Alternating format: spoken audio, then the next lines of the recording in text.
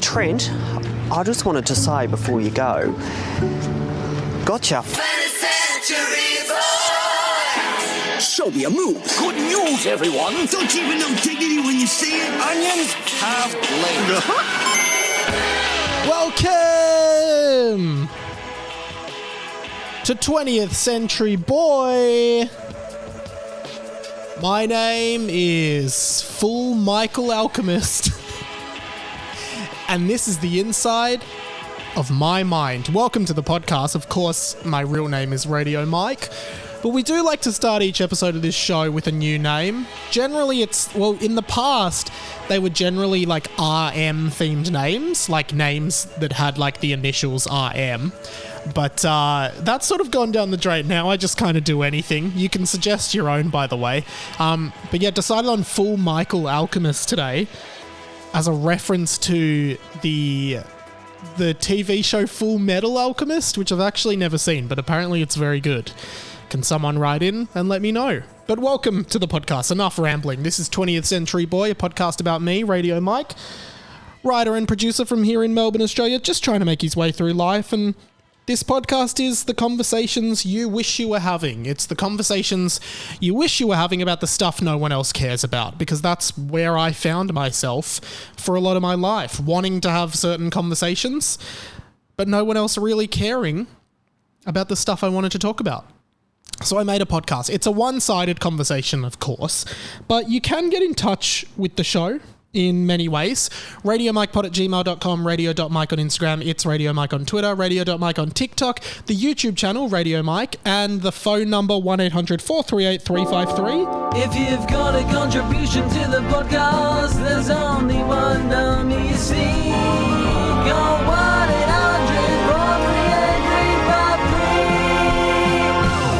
Yeah, call the number, leave a voice message, or just leave a voicemail on my Instagram. Just hold it down and I can rip that audio and play it on the show. Had a few things I wanted to talk about today, but basically in terms of my week, been pretty good. Predominantly just preparing now for the live show for my other podcast, Harry Potter and the Boys, which is on Saturday night here in Melbourne. Again, I think I've said it, but huge sort of barrier for me doing anything live. I've never done it. I've always been very anxious about doing it, but here I am finally going to do a live show. I'm really excited. My friend Sammy Garlep will be joining me, and yeah, I can't wait to meet a bunch of you some of you I might have met before, some of you I haven't. I know a few listeners are flying down from different parts of the country, which is huge, and I cannot believe that and greatly appreciate that. But yeah, first ever live show coming up, and I really cannot wait.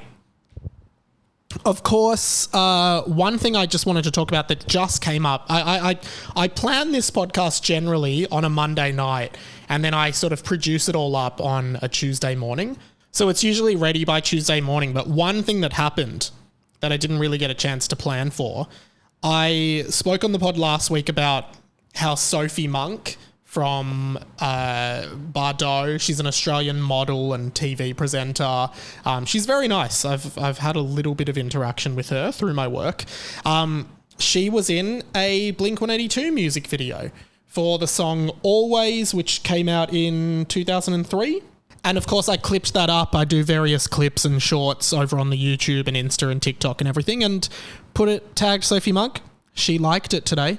Sophie Monk liked my post. Bam. We have had a lot of success in the past with celebrities and brands and businesses on social media. Grilled got around us on socials.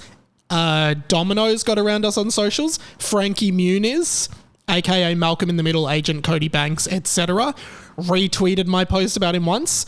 A new one to add to the list, Sophie Monk has seen my post. Maybe an achievable person to get on the show. Would absolutely love to speak to you, Sophie Monk. I know you're seeing this. I would love to speak to you about your experience working with Blink-182. They're my favourite band. I love them. I love you. You love me. Come on the show. Talk about it for 10 minutes. It would be awesome. Please do. I know you've seen the video. You're probably seeing this. Let's make it happen. Everyone tag Sophie Monk in the comments when this inevitably becomes a clip. Tag Sophie in the comments. As it usually happens, during January, here in Australia, we had the Hottest 100. Triple J, the youth radio station, every year does a Hottest 100 countdown of the 100 best songs as voted by listeners of the year. And I used to be really into Triple J, like when I was in the age group. I think the age demo is like 16 to 24, so I'm a bit out of it. I think I love what Triple J does, but I just phased out of it over time. I used to be really into Triple J back when it was like Zan Rowe in the morning, Linda Mariano, Matt and Alex, those groups of people I really, really liked. And I used to be, I was very, very into it, very into the scene. But then I think most people just grow out of it. Suddenly you don't have as much time to listen to and love music anymore. And you also don't have as much time to, I guess, like get into new music. You just kind of fall back on your old reliable favorite songs. That's what I do, and that's why this year I'm making an effort to try and listen to music I haven't heard before. But yeah, Triple J, we love music, that's their thing. I've realised that I really felt this year that I aged out, that I have absolutely aged out of Triple J. I'm an old man. This is an old man reviewing Triple J's Hottest 100 of 2023 because of the 100 songs in the Hottest 100, I only recognized 11 of them. 11 songs. Like seriously, go back 5 years ago to like the 2016 Hottest 100 countdown. Every single song I knew. And I was like waiting for my votes to come in. Right? But yeah, this year, just knew 10, 11 of the songs. Really didn't know many of the songs at all. And the other thing I found, the other thing I found really interesting is that nowadays, artists like Lizzo and Beyonce, who are really big, famous, world-famous pop artists, make the Hottest 100, which is really weird because Triple J is sort of more like indie, underground sort of music. Not necessarily like those big pop acts. Like Justin Bieber never made the Hottest 100. Taylor Swift never made the Hottest 100. Even though there were times where people were voting for those songs got banned from it, like to maintain some kind of integrity of the Hottest 100 that no, mainstream stuff like that can't make it. But this year, Beyonce, Lizzo, all these acts, of course, the number one song in this year's Hottest 100 countdown, which really surprised me predominantly because I've never heard this song before, was Say Nothing by Flume.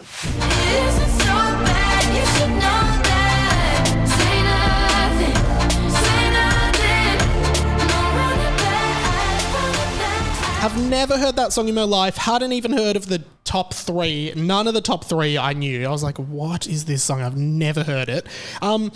Was really happy that they also do the top 200, so the day before they count down 200 to 101. Was happy to see that Blink-182's great new song Edging made the top 200. No way, no, I leave the broken hearted. Oh, no, look at the mess we started. Oh, But generally speaking, I've clearly just aged out of it. I am now one of those grumpy old men that's like, I don't know any of the songs on Triple J. What do they play? It's just rubbish. I don't know any of it. And I'm not ashamed of it. I do think that, ironically, and this song came 6th in the 1997 Hottest 100, I do feel like... well, I guess this is growing up. Thanks, Blink-182. You couldn't have put it better.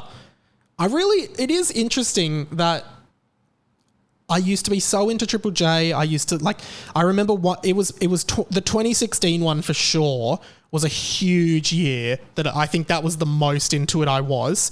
And I was in Japan at the snow in Hakuba and we went to this Aussie bar. It was the Hottest 100 day. And all of these people there were Australian young people like us at the snow skiing. And then we all left the slopes earlier and had this big party and listened to the Hottest 100. And there was like the DMA's Believe by Cher cover was like number 5. And that was my favorite song of the year. Blink-182's song Bored to Death was that year as well. And that was like the top 50.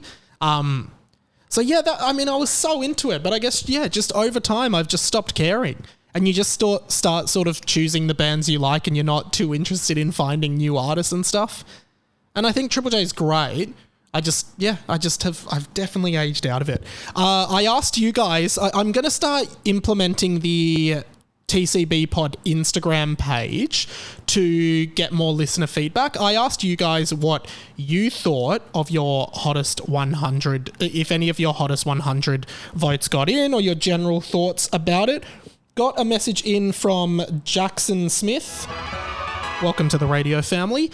He said, the invasion of TikTok songs was disappointing. P.S. I'm not a boomer and I'm addicted to TikTok. Yeah, I think it did feel like there was a lot of, again, I was so surprised to see Lizzo and Beyonce in there. That, to me, isn't what Triple J Hottest 100 was ever about, but it might have changed in that time. Also got one in from Radio Lockie Braid. Welcome to the RF Radio Lockie Braid.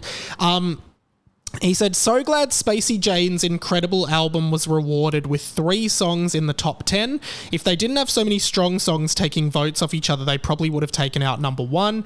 In my opinion, Flume won because he only had a couple of strong songs on an otherwise mediocre album.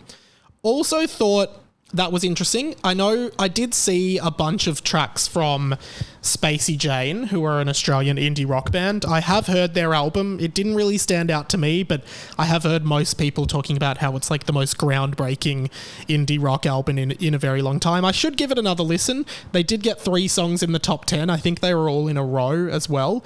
But yeah, I didn't really think there was anything amazing about them. Radio Kyle Aiden said, I feel like the hottest 200 is more of a reflection of true Australian music. The 100 has now become oversaturated with artist songs from the mainstream and TikTok. Yeah, again, back in the day, you couldn't vote for like Justin Bieber or Tay Swift or any of those artists. So I found that super, super weird. If someone can fill me in on why that changed. Okay, few things to go through. I think I'll start here because I've got a little game I want to play around this. And also go and follow the TCB Pod Instagram. That's going to be much more active. I'll talk more about that at the end of the show. Australian Idol has returned. Australian Idol is back after the last season of Australian Idol must have been like 2007, 2008. They have brought it back in a revamped format this year on Channel 7. To all non-Australians, you know what Australian Idol is. American Idol, Pop Idol, I think it originally was in the UK. Created by Simon Cowell. It's been licensed all over the world. And talent shows often would just sort of pick up and peter out a little bit, particularly here in Australia. There's been X Factor, The Voice, Australia's Got Talent, but Australian Idol was definitely the original here, and it hasn't been on for a very, very long time. Of course, if you're a long-time listener of this podcast, you may know Guy Sebastian. He was the first Australian Idol, and I would argue of all of the contestants on the show, he's probably the most successful, well, not necessarily internationally, but domestically, Guy is very well known.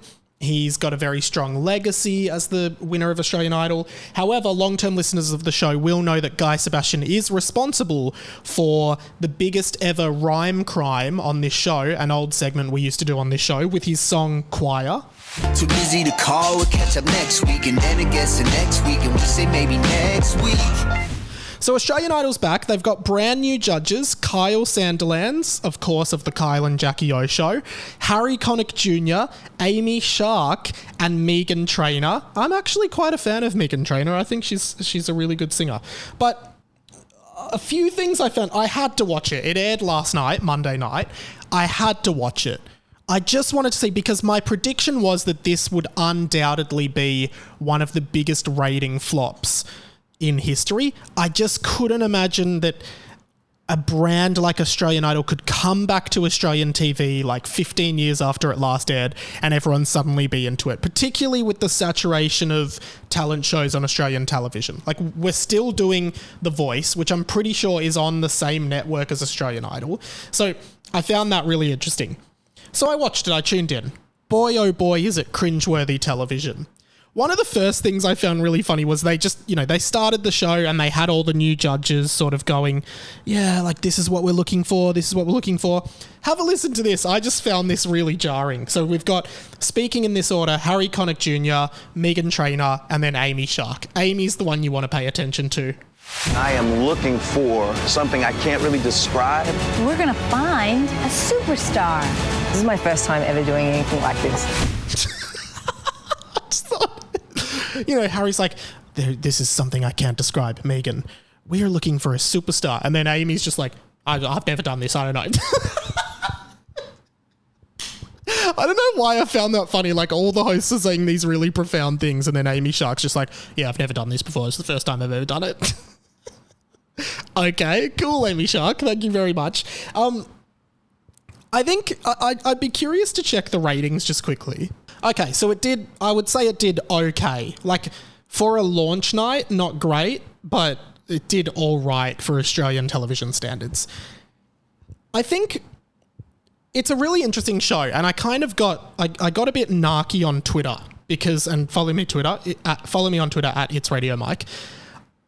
Of course, historically, Australian Idol as a show, Idol as a franchise, particularly in the 2000s when it was first formed, was like specifically so much of the audition stage was showcasing people who were terrible at singing and convincing them that they were good enough to audition and then humiliating them on national television, right? So many examples of this over the years. And the thing is, these people, they go into audition first. They make it look like they're auditioning blind in front of the judges. No, they've been screened by producers. They go in and audition in front of producers, and the producers behind the scene, even if they're crap, they think, oh, this person will make a great, humiliating talent for the show. Let's convince them to audition. They convince them to audition. They humiliate themselves in front of the judges. The judges make fun of them. A classic example of this is William Hung from American Idol.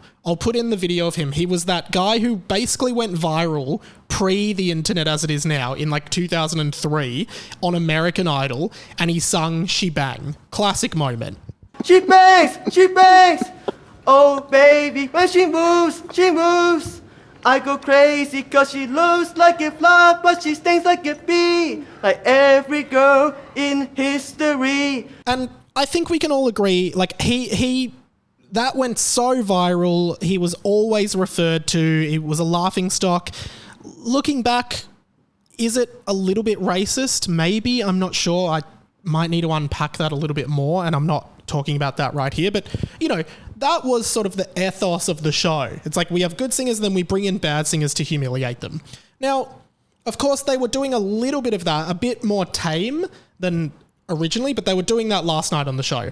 And Australian Idol did a tweet saying, please respect the artists who are giving it their all on our show. They are human. Comments are encouraged, but offensive or personal attacks will not be permitted.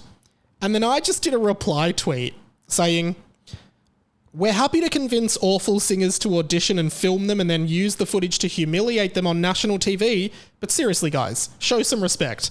Like, I just love the gaslighting of Australian Idol to make it look like the Australian public are the bad guys when they know for a fact exactly what they're doing by airing those kinds of people that can't sing.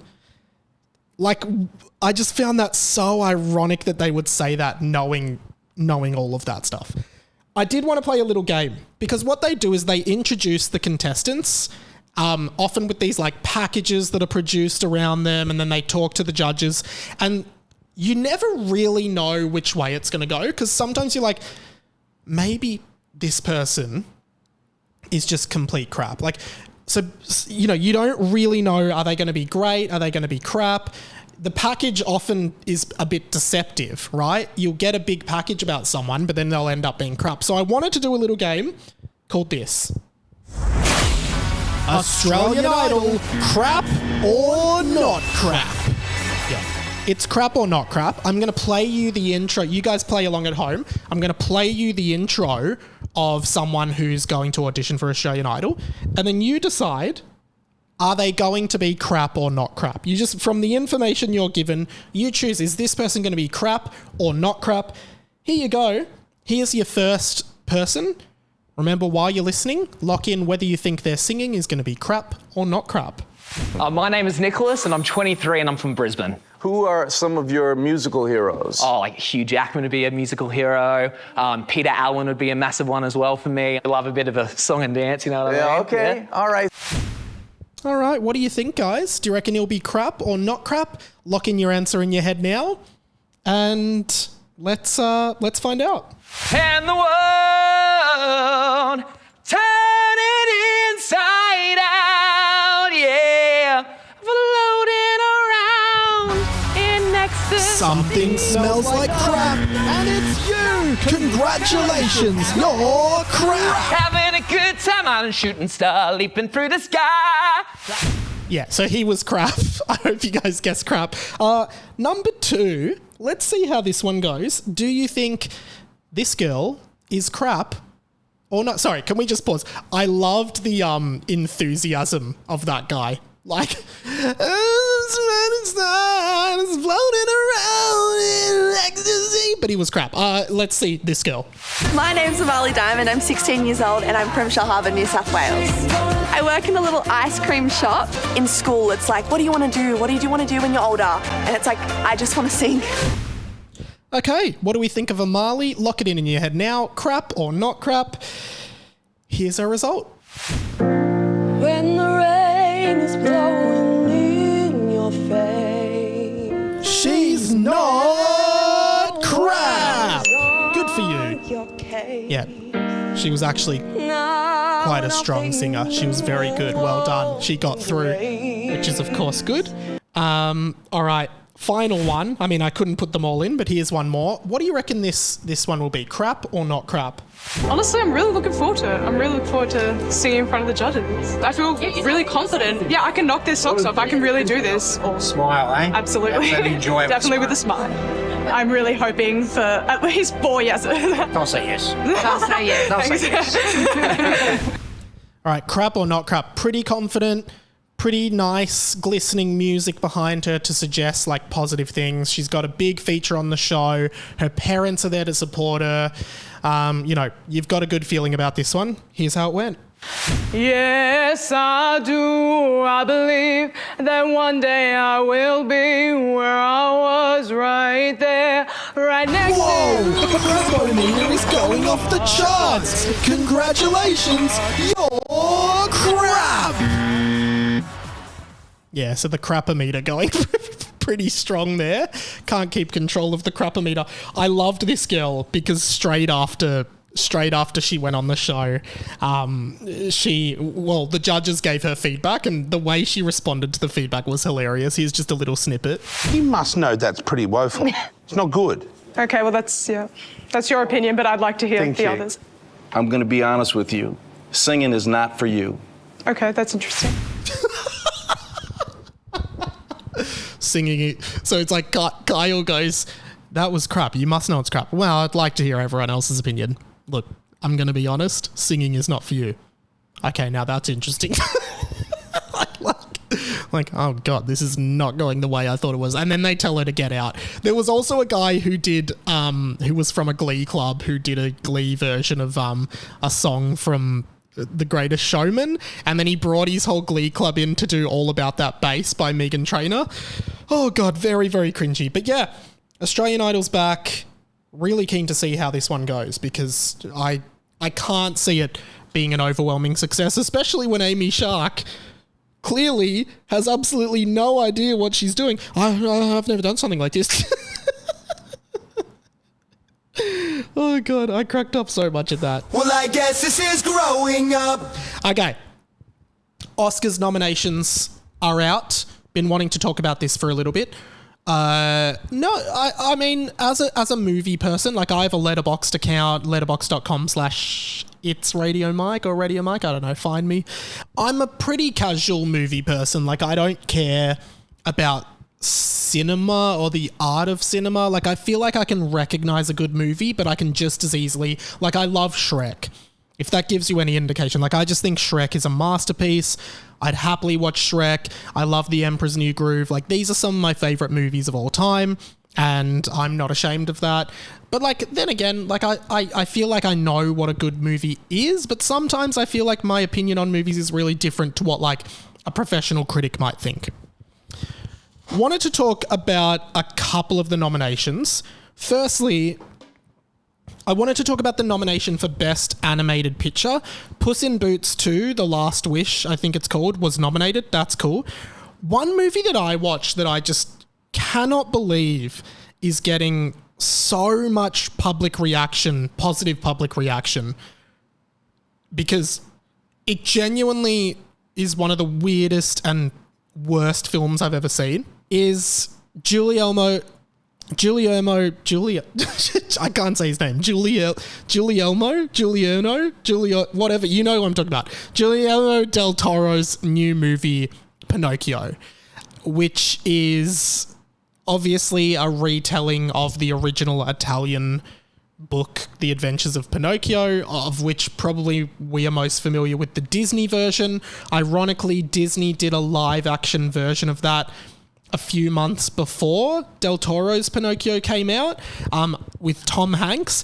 I actually think they knew Del Toro was coming out with a Pinocchio movie, so they wanted to almost like crash the market a bit by creating their own live action remake of their Pinocchio movie, because they just wanted to disrupt Del Toro's Pinocchio from becoming successful. It's nominated for Best Animated Picture. It's been incredibly well received. People really, really like it. People are praising the animation, the visuals, the story, the screenplay, everything involved. Has a pretty great cast as well. Ewan McGregor is the equivalent of Jiminy Cricket. I don't think his name is Jiminy Cricket. It's something James Cricket or something. And then David Bradley is Geppetto.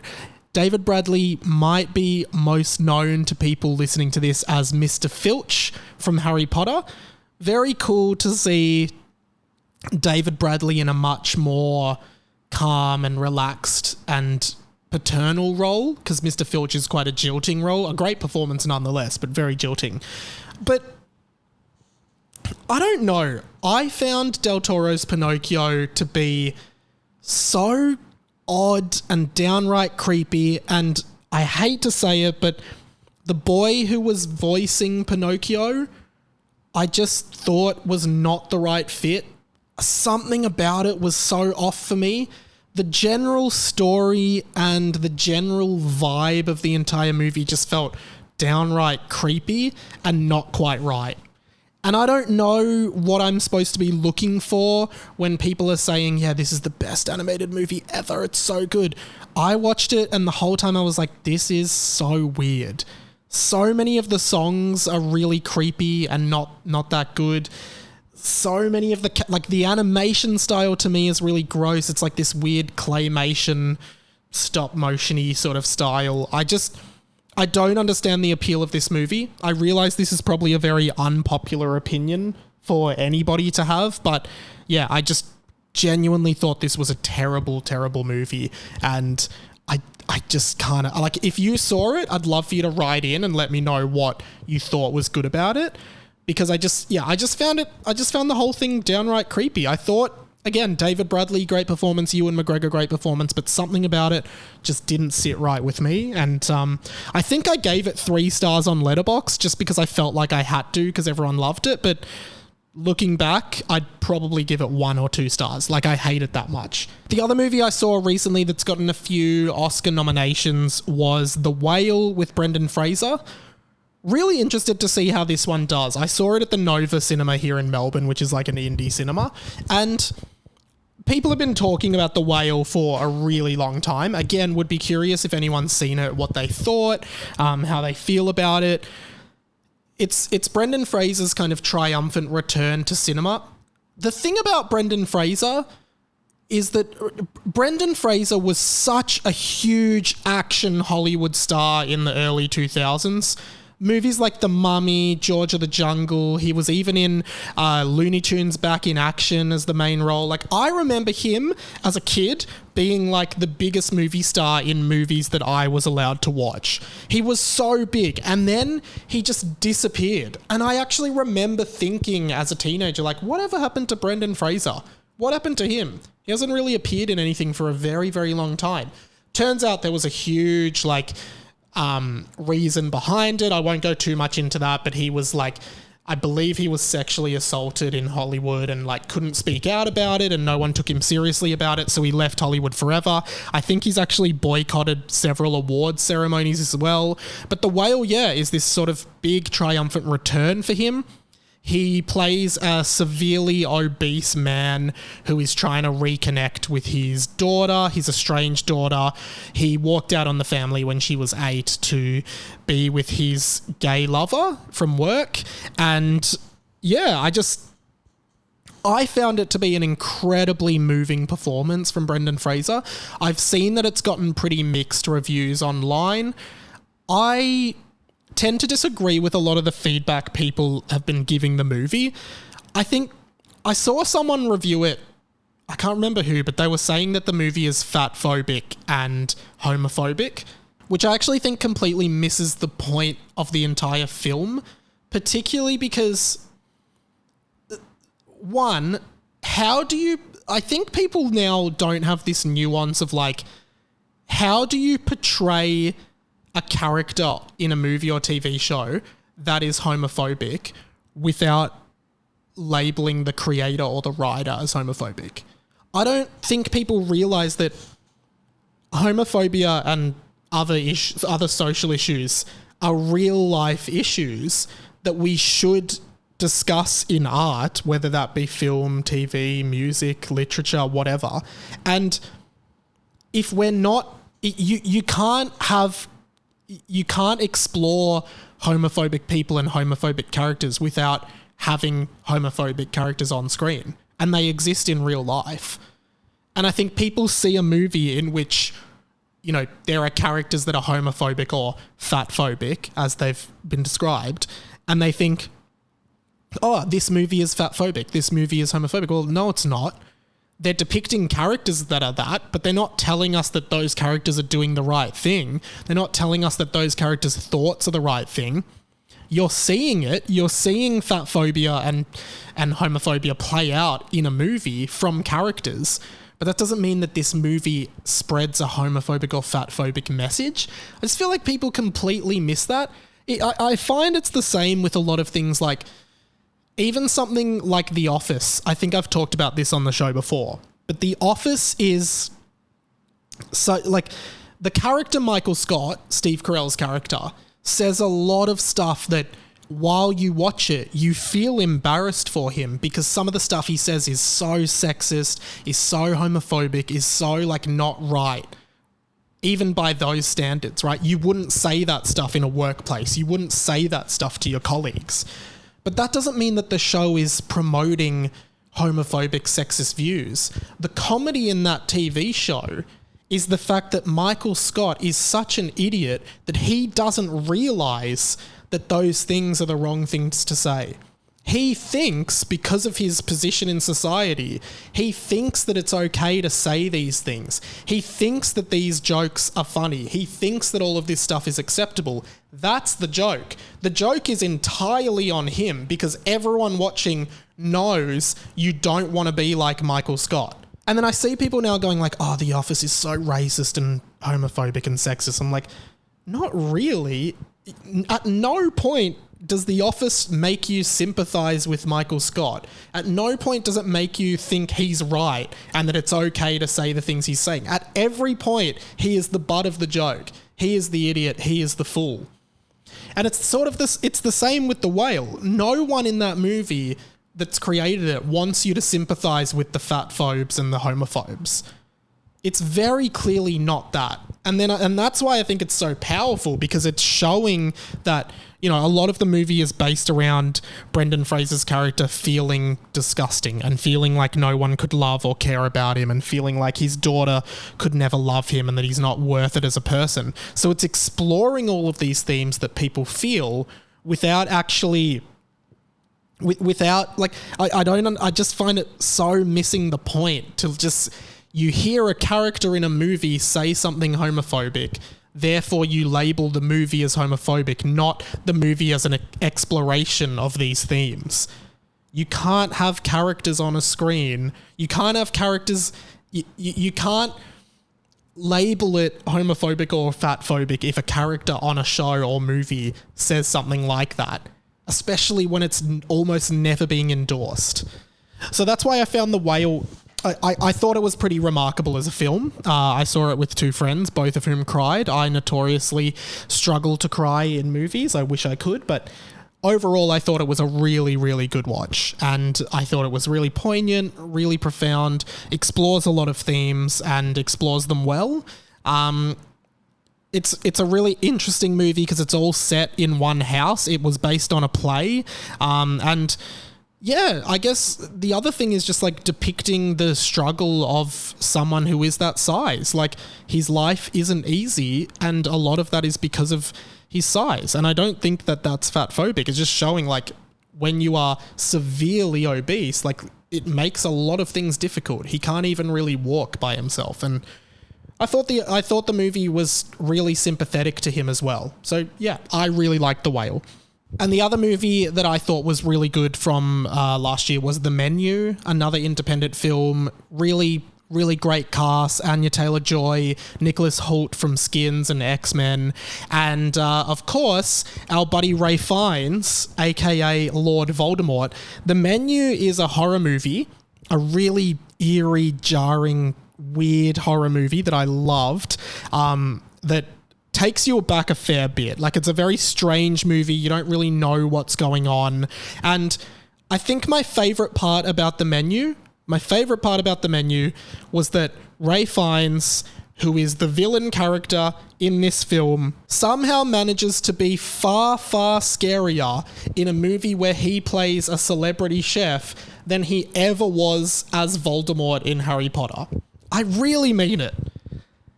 I think Voldemort in Harry Potter started really scary. Like, I remember in Harry Potter and the Goblet of Fire, when Voldemort was like born and he came out in the cemetery, I remember being really, really scared of that, like genuinely frightened. And then as the movies went on, he just kind of turned into a parody of himself, I feel, in the movies. Like, even in if you think about the last movie with Voldemort, there's just a lot of like, it's like, what? Why are you speaking like that? Why are you like this? Hugging Malfoy? I don't know where they decide. Like, every time I watch him now in anything but the fourth movie, I'm just like, this isn't remotely scary. You are not. Voldemort is supposed to be horrifying. He is not scary at all in this. Whereas in The Menu, he's menacing. He is really scary. He's like a really creepy dude, and I just found the whole thing pretty scary. So, moral of the story, if you want to see Voldemort being super scary, go and watch The Menu. It's a really good watch. One more thing, producer Pat, who works on this show as producer, evidently, catch him on the Pat and Mike show every Friday, only on Patreon, patreon.com/Radio Mike, and of course the TCB Overflow, also on Patreon right now for a little bit extra, but more on that later. Producer Pat sent me a message saying, Mike, I need to tell you something on the podcast, and I said, is it urgent? He said, I have to tell you on the podcast. Now, knowing Pat, there's a possibility this could be shit, but Pat, welcome to the show. You're standing by. I wake up with SBS News. Okay, there you go. I did say with Pat, you never know if it's going to be great or shit. That was a rare example of it being great, but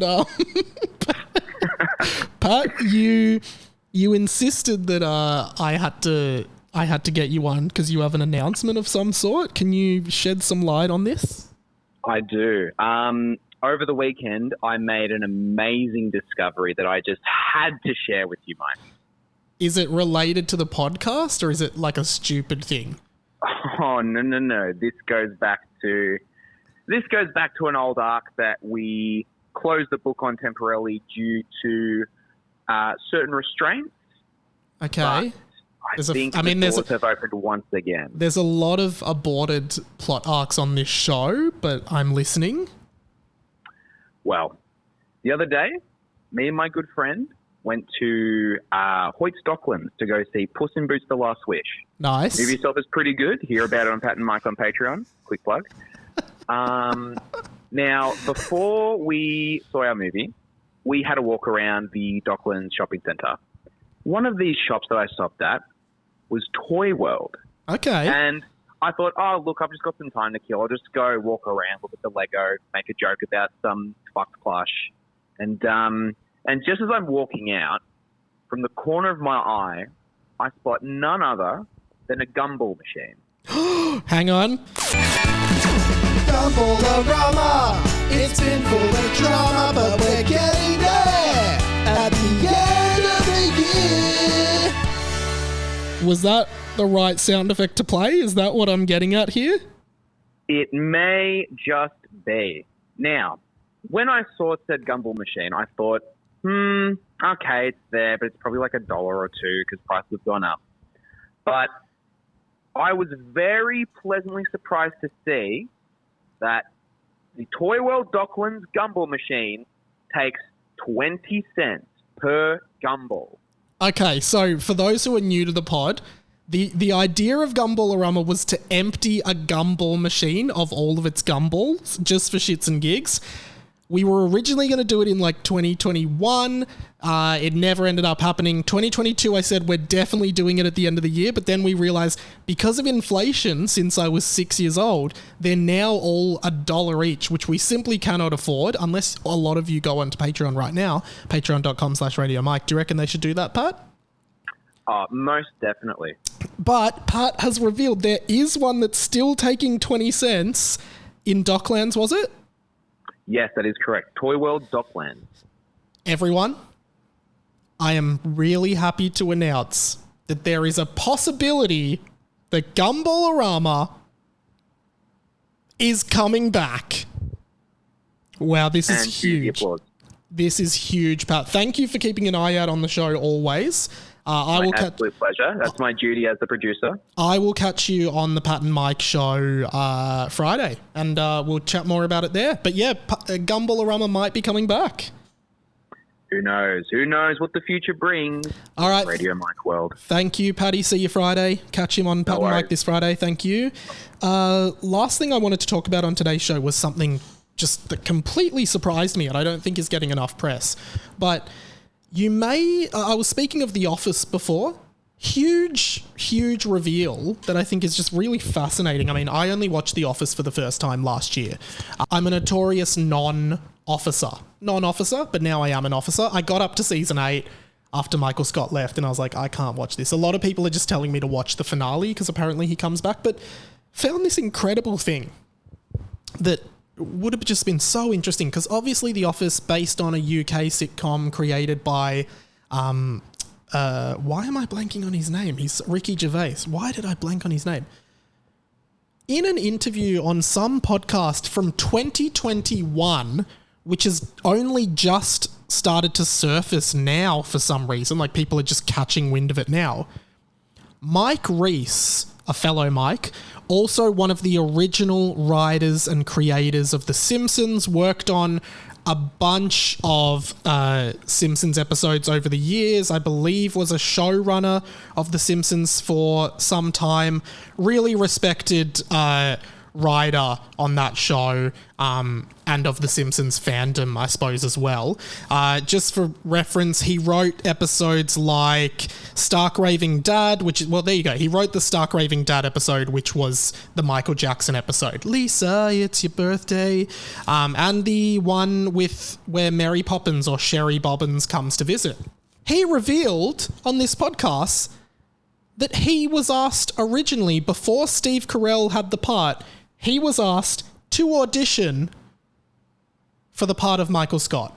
I guess I was working on the Simpsons movie, and I get a call from Greg Daniels, who I haven't seen in 10 years. And what he said is, will you come in and audition for the lead in The Office? That's how the desperate... Steve Carell part? The Steve Carell part. He was so desperate he'd run through every actor in town, and now was just going to funny people he knew. I just found this so fascinating because I can't imagine anyone but Steve Carell in that role, for one, so it's good he eventually signed up to do that show. But also, just the idea that originally, and I know a lot of the the background cast members of The Office were not necessarily none of them were really huge actors. Like, I've spoken about this before. One of the things about The Office that stood out was they all just looked like very normal people. They didn't look like TV stars, in my opinion. But the idea that originally they didn't know who to cast and they were just going to pretty much anyone they could think of that might be good, and they went to a writer on The Simpsons. Now, he goes on to say in that interview that he thinks he did really badly and he didn't want to be an actor. The audition was bad. Everything about it was bad. But I just find that so fascinating that imagine a world where Mike Reese, writer on The Simpsons, ended up playing Michael Scott on The Office. He actually kind of looks like Steve Carell. If you Google Mike Reese, R-E-I-S-S, he actually sort of looks a little bit like Steve Carell with the big nose, the big forehead. I just think that's fascinating. And what I find more fascinating is that, you know, because I saw some headlines about it come up, because you know how on your phone and on Google, they show you little articles that are relevant to you? Like, that came up and I clicked it. It's an article from a few days ago, but then I went to scroll down to actually listen to the podcast it's from. It's from 2021. So no one picked up on it. It is a pretty interesting news story. And I'd love to know who else auditioned for that role. If anyone knows, let me know. But yeah, Mike Reese as Michael Scott would have been crazy. This has been a fun episode. Let's wrap it up with this. The plug. Quickly just wanted to read a message from my friend Lindsay, one of my good friends who listens to this podcast sometimes. Welcome to the RF. And I appreciated this, wanted to read it out, because obviously this year is Mike's big year of live music and events. Get ready to rock, because it's Mike's big year of live music and events. Trying to get out there and do just more stuff, particularly with myself, but she said, I finally listened to your previously on episode, and congrats on buying a ticket to see My Chemical Romance and Jimmy Eat World and Richard Dawkins by yourself. That's huge. Hopefully people will see it with you, but deciding to go by yourself when you said just a few months ago how you couldn't do something like that is massive. So I wanted to read that out. Go out and buy the thing. But go out and buy the thing that you want to do. Go out and buy the ticket to the thing and just go by yourself. Don't let expectations of you having a partner or anything like that stop you from doing the things that you want. Plugging this week, a few things. Pat and Mike this Friday. There was no episode last week due to some technical difficulties, but we will be back. The TCB Overflow is up now. I'm going to talk the 11 songs on the Hottest 100 that I knew, all of them, so you guys can know. And I'm also going to talk a little bit about White Lotus, which I've been watching in the last week or so. I forgot to plug this the other week, but I'm now doing a new weekly segment on 3AW called The Showdown. I'm reviewing TV or movies every week for half an hour. I've got a half an hour spot now, which is awesome. That's with DD Dunleavy, 3AW693. I used to put up compilations of those on this podcast feed. Not allowed to do that anymore, but I might still do it on the Patreon. So if you want to hear those, I might put them on the Patreon for you guys to listen to. I can't make them public anymore. But yeah, that's a huge thing. 2:30 till 3 every Wednesday afternoon on 3AW. You can listen locally in Melbourne, or I use a website called Radio Garden. You can listen to any radio station in the world for free and just stream it on your phone or computer. Mike Listens is my new project. I'm reviewing an album every weekday. Really, really fun. I do written text reviews and real reviews on both Instagram, TikTok, and YouTube. This week so far, what have I done? I have done Sam Smith's new album, Gloria. I did Bob Dylan's album, Bringing It All Back Home. And I also did The Offspring's most recent album, which is called Let the Bad Times Roll. Finally, at TCB Pod on Instagram, me and Pat are going to be utilising this a lot more, starting with what we're going to call the Insta Plug. Of course, on this show, we have The Plug. But now we're going to do the Insta plug. Every couple of days, we're going to do a recommendation on the Insta stories. I'm also going to put questions and things up on the Insta stories that I would love for you to reply to make and build content for this show, to get more content and to get your guys' voices and thoughts on the show. So definitely follow at TCB Pod on Instagram. Also, of course, short clips and everything like that. Finally, Harry Potter and the Boys. This episode of my pod is coming out Thursday. This Saturday, Cooper's Inn in Melbourne is the live show for Harry Potter and the Boys. You can get your tickets at radiomike.com.au/tickets. Would love to see you there. There's still a bunch of tickets available, so would love for you guys to come. It's going to be a really fun night. You'll get to see me live. Sam Garlep will be there, friend of the show. But otherwise, just check out the Harry Potter and the Boys podcast. But yeah, that is pretty much it. Finally, if you don't want to subscribe to the Patreon, but you feel like donating, paypal.me/itsradiomike. What I'm going to do is, if you want to listen to just this week's Overflow or this week's Pat and Mike, just send $1 to that PayPal. Say, hey Mike, I sent $1, can I get this week's Overflow? So I'm going to plug them here. If you're on the Patreon, you get them with that. If you just want to buy one off this week's app, just send me $1, I'll send the file to you. Just so it's really easy. If you feel like listening, if it piques your curiosity and you're like, oh, I'd listen to that, right? The Overflow, an extra 15 minutes or so of the pod. So yeah, jump on, send $1, and yeah, we'll go from there. Thanks for listening. My name's been Radio Mike. This has been The Inside of My Mind. I'll see you next